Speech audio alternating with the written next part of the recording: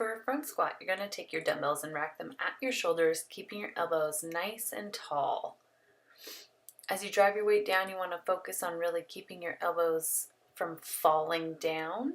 Abs stay braced and engaged. A modification for this would be just to drop your dumbbells down to the ground and proceed with a body weight squat.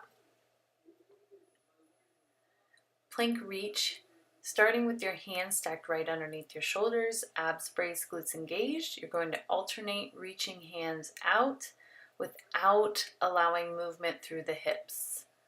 You do not want any excessive rotation going through the torso or through the hips.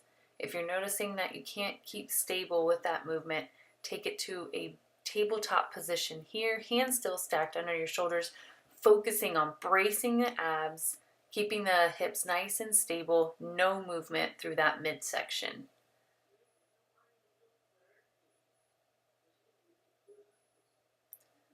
For a glute bridge, we're going to start with your hardest modification here would be to add weight to the movement. So you can place a dumbbell across your hips, drag your heels into the ground, knees should be at a 90-degree angle, and pushing your hips up toward the ceiling.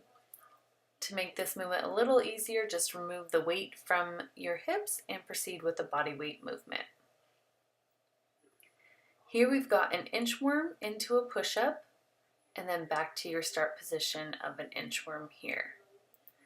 So you're taking the inchworm out nice and slow, trying to keep the legs as locked out as possible, minimal bend in the knee.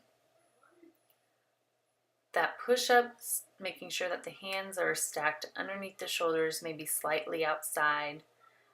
Elbows pulled back at a 45-degree angle, and then pressing back up to your start position.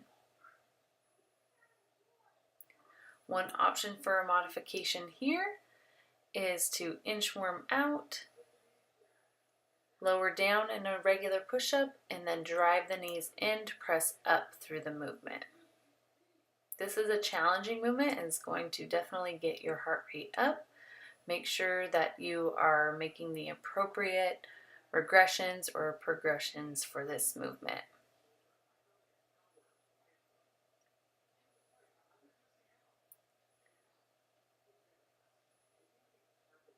The last modification we have here is to omit that push-up. So if you're challenged too much with that push-up movement, especially this being the last exercise of the circuit, just take this inchworm out. Make sure when you reach the top of that plank that you hold the plank for a second, brace it, and then press back to your start position.